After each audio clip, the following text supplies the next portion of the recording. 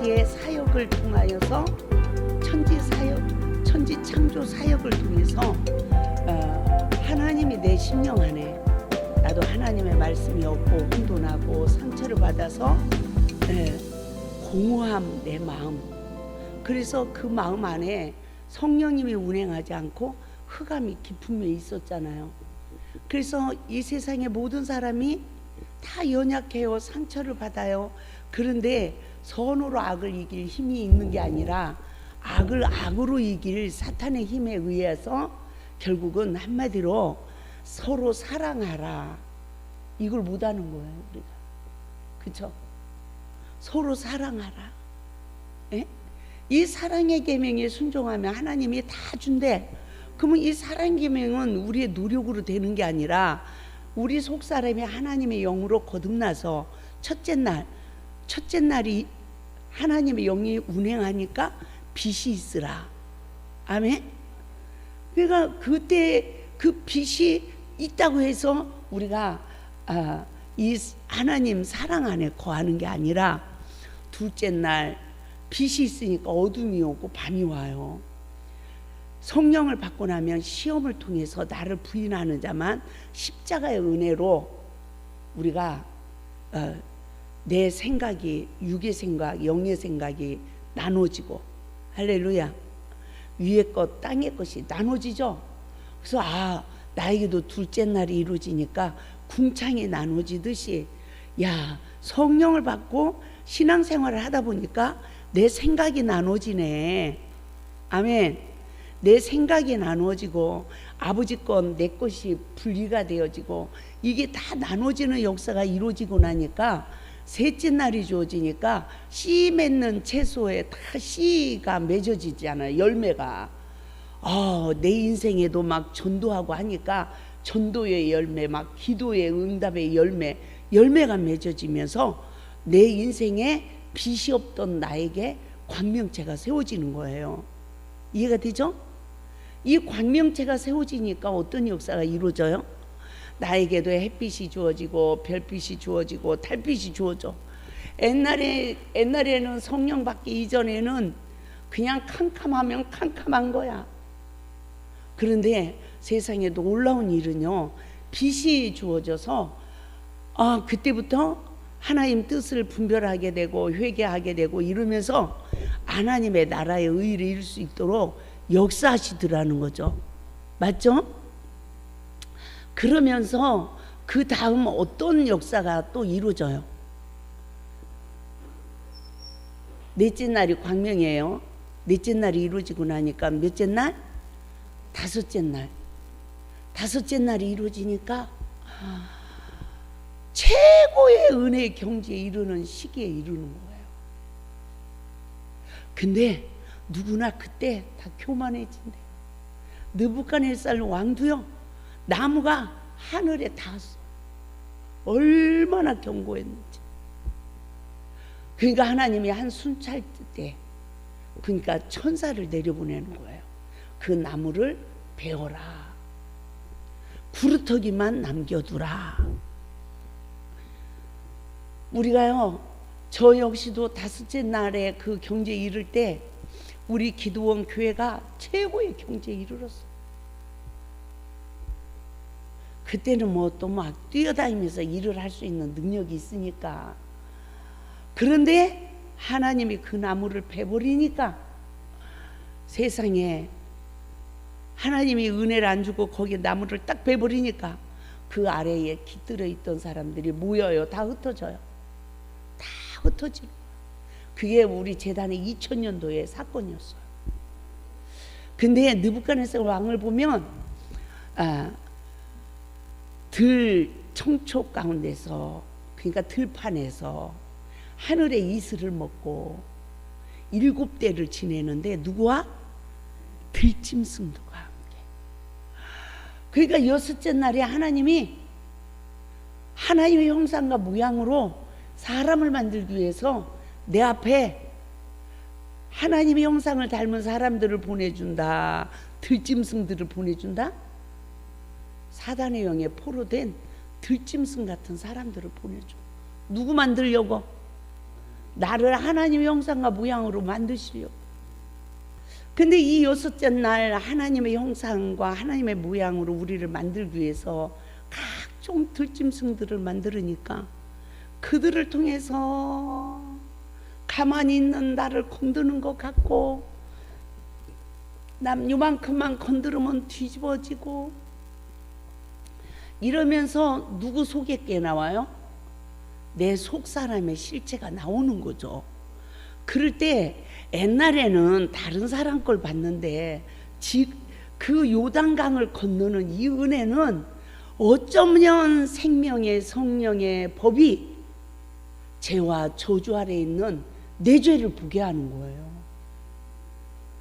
그래서 다른 사람을 십자가에 못 박는 게 아니라 내가 그리스도를 본받은 것 같이 너희도 나를 본받으라.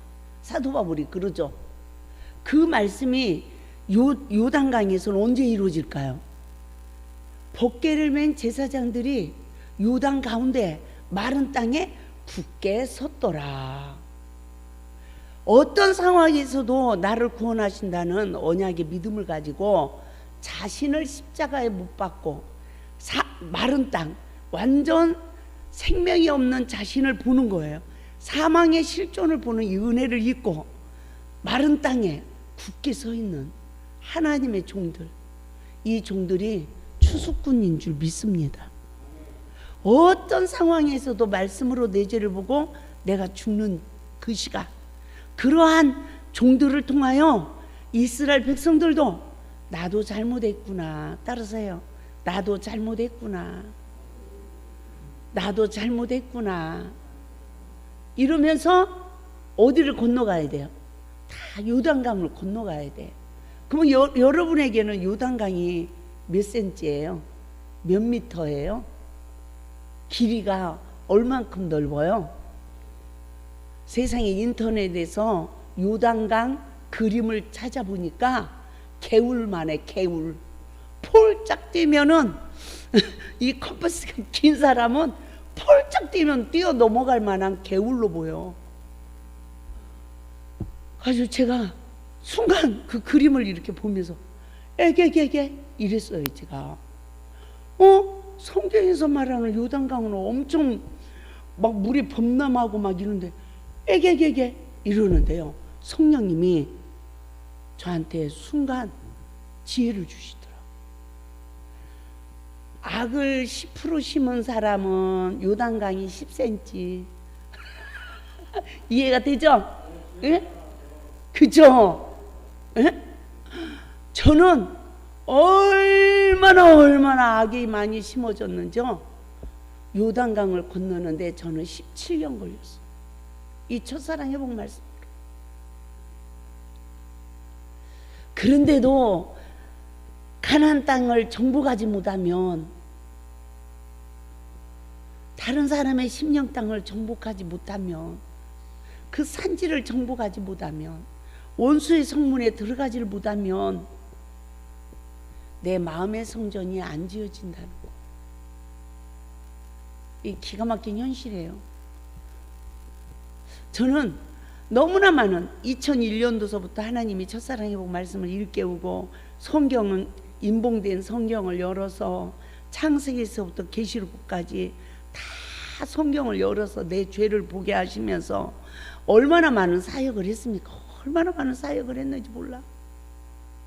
얼마나 이 골짜기에 사람은 많이 오는 것 같지 않지만 동서남북으로 돌아다니면서 뭐 하면서 얼마나 많이 복음 사역을 했는지 몰라요. 그리고 옛날에 중국문 닫아지기 전에 단동, 예? 단동 쪽으로 제일 많이 갔죠. 할빈 뭐 어디로 다녔는지도 몰라요. 다 기억이 안 나. 얼마나 하나님이 많이 다니면서 그곳에 가면 아침 9시서부터 밤 10시까지 강의를 해야 돼. 그것도 혼자서. 그때는 무릎이 건강하니까 하루 종일 그렇게 서서 강의했잖아요. 따라서 갑시다. 아파봐야 감사를 안다. 여러분 다리 멀쩡하니까 감사해요? 몰라. 모른다니까요. 아파봐야 아는 거더라고요. 아, 내가 그때는 그 두 다리 가지고 그렇게 건강했네. 아, 그래가지고 단동 쪽에 집회 부흥회를 갔는데, 아, 그 백두산 밑에 처속교회에서 초청이 온 거예요. 그래서 단동에서 백두산 밑에 처속교회까지 몇 시간을 갔냐? 8시간을 봉고차로 사람이 가득 타가지고 8시간을 갔어요.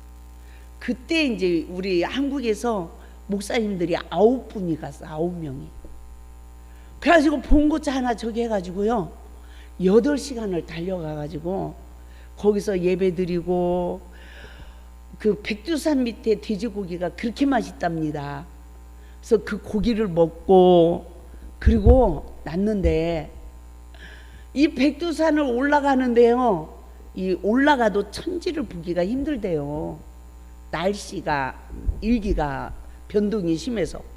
올라갈 때는 비가 뚝뚝 좀 떨어지더니 올라가니까 해가 쫙 뜬 거예요. 나는 천지를 너무너무 잘 보고 왔습니다.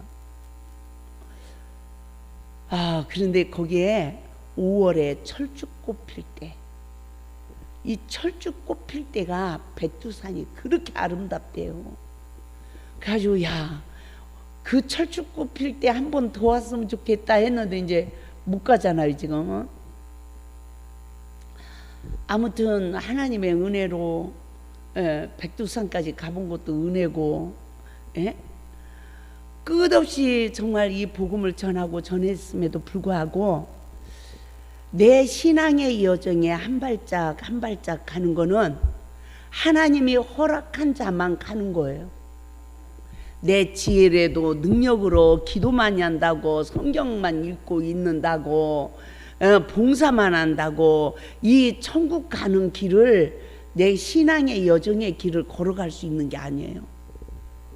하나님이 앞으로 가 해야 1cm 가 그러면 1cm 가고, 10cm 가 그러면 10cm 가는 거예요. 근데 하나님이 뒤돌아가 그러면 앞으로 못 가고 뒤돌아가. 이스라엘 백성들이 가나안 땅을 40일을 정탐하고 나서 불신하는 그 10정탐꾼에게 속한 결과, 민수기 13장 14장에서 어떻게 했어요? 가나안 땅을 40일 정탐했잖아요. 하루를 1년으로 환산해 가지고 40년을 다시 어디로 가라? 광야로 들어가라. 그래서 아멜렉 전쟁을 이기지 못해, 이 사탄을 이기지 못하고 고통을 받다가 광야에서 죽었어요. 그것을 이 시대 우리의 거울로 보여주시는 거예요. 저는 성경을 보면서 내가 아무리 힘쓰고 했어도 하나님이 허락하지 않으면 앞으로 갈 수 있다 없다? 못 가는 거구나. 아멘. 그래서 하나님의 은혜가 필요한 거예요. 그래서 정말 때로는 나 홀로 걷는 인생의 고뇌의 길 같지만 하나님은 우리를 적과 꿀이 흐르는 가나안 땅으로 인도하신대요. 근데 이스라엘 백성들이 그 땅을 들어가지 못하고 광야에서 죽은 백성들이 있고요, 후손들이 그 땅을 들어가는데 또 포로 생활을 하고요. 성경에서 보면요, 모세가 60만 인구를 이끌어서 애굽에서 홍해바다를 건넜는데 몇 명 들여보냈어요? 여호수아, 갈렙 2명이라고 말을 하죠. 참 우리가 이 세상을 살아가는데 뒤돌아보면 하나님의 은혜가 임했나 싶으면 또 임하지 않은 내 모습을 보게 되죠. 성령님의 역사하시나 보면 또 내면에 사탄의 역사가 있어요. 그런데 따라서 합니다. 사탄 역사가 없으면 교만해진다. 제가 이번에 시험 이렇게 있기 전에 다른 분들이 설교를 하면 냉랭한 거예요. 내가 은혜가 전혀 안 오는 거예요. 이거 내한테 문제가 있는 거야. 저 강사님한테 문제가 있는 거야. 제가 그런 생각을 했어요. 근데 시험해가지고 별것도 아닌데 탁 넘어지고 나니까 그냥 은혜가 되는 거예요.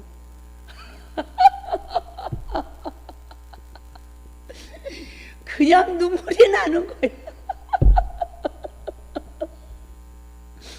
그러니까 가끔 넘어져야 됩니까? 계속 서 있어야 됩니까? 그래서 사도 바울에게 그 큰 은혜를 주셨어도 가시를 남겨놨대요. 내 은혜가 내게 족하다.